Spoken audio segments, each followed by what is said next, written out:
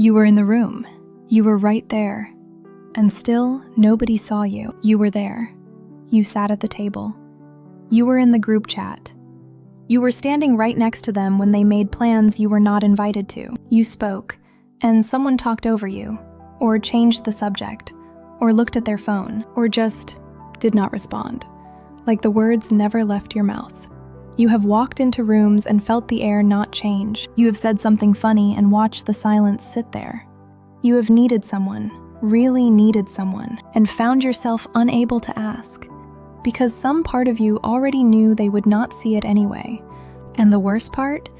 You started to wonder if you were the problem, if you were just not interesting enough, not loud enough, not enough.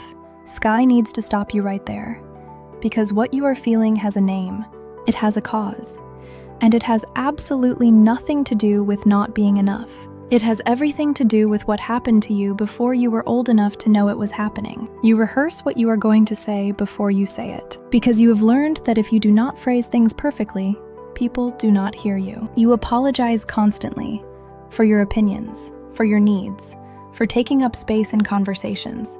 That should have been yours to take up freely. You have perfected the art of making yourself comfortable for other people. You get quieter when they get louder. You shrink when they expand. You disappear so there is no friction, no conflict, no reason for anyone to look at you the wrong way. You are the one who listens, always. The one who asks how everyone else is doing. The one who remembers. The one who shows up. And yet somehow, you are also the one nobody thinks to check on. You have become so good at being invisible that even the people who love you have forgotten to look. And the most heartbreaking part? You taught them not to look. You taught them that you did not need to be seen, because somewhere along the way, you stopped believing you deserved to be. Feeling invisible does not start in adulthood. It starts in the earliest relationships. Feeling invisible does not start in adulthood. It starts in the earliest relationships. The ones you had no choice about. The ones that were supposed to be safe.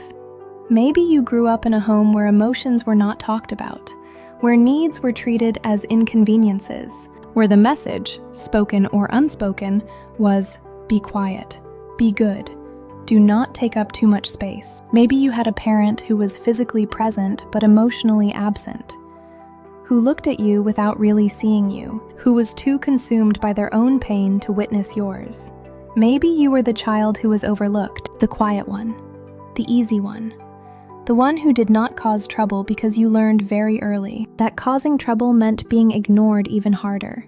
When your thoughts were dismissed, your emotions minimized, or your presence treated as optional, your brain learned to expect neglect, and it adapted. You spoke less, you shared less, you took up less space. Invisibility became not just something you felt, but something you began to perform unconsciously. And here is the science behind it. Research shows social rejection activates the same brain regions as physical pain. Being unseen as a child does not just hurt emotionally, it registers in the brain as a physical threat. And the brain, your brilliant, protective brain, developed a strategy. If I make myself smaller, if I take up less space, if I ask for less, maybe the pain stops. That strategy kept you safe then. It is making you disappear now. You minimize everything you feel before you even express it. You say, I know it is not a big deal, before you tell someone what hurt you. You say, maybe I am overreacting, before you finish the sentence. You apologize for having feelings before you have even had them. You over-explain everything, every decision, every choice, every opinion.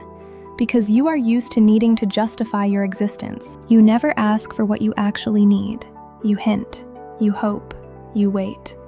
And when people do not notice, you tell yourself it was not important anyway. You perform being fine, constantly. Even when you are falling apart inside, you present a version of yourself that is easy to be around. Because you have learned that difficult feelings make people look away, you disappear in relationships. You give everything. You ask for nothing. And then you wonder why the people who love you do not know who you actually are. You go invisible to yourself. You become so occupied with meeting external demands and expectations that you lose touch with your own needs, values, and sense of self. And one day you look in the mirror and realize you do not know what you actually want anymore, what you actually think, what you actually feel when nobody is watching. You have been so busy being invisible for everyone else, you became invisible to yourself. Here is the thing nobody told you. Visibility is not something other people give you. It is something you give yourself. The people who seem to be seen, the ones who walk into rooms and the air changes, they are not more interesting than you. They are not more worthy than you. They are not more deserving of space and attention. They simply decided, at some point, that they were allowed to take up space, that their feelings were valid before they explained them, that their needs mattered without justification, that their presence was enough, simply by being there. That decision, that quiet internal decision, is what you have been waiting for someone else to give you. And it was never theirs to give. It was always yours. You were never invisible. You were just hiding. In plain sight. In every room. In every relationship. In your own life. And the most powerful thing you will ever do, more powerful than anything anyone else can do, is decide to be seen. Not performed, not explained, not justified, just seen. As you are, right now, without apology. Number 1, stop minimizing before you speak. Notice how often you begin sentences with, "I know this is probably nothing," or "I might be wrong, but," or "sorry to bother you, but." Delete those words. Every time. What you have to say does not need a disclaimer. It does not need to apologize for existing.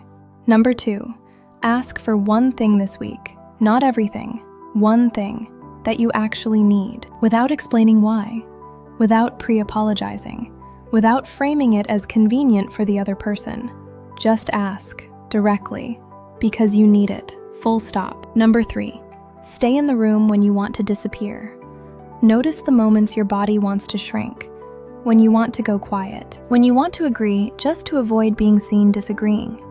In those moments, stay, say the thing, take up the space, even if your voice shakes, especially if your voice shakes.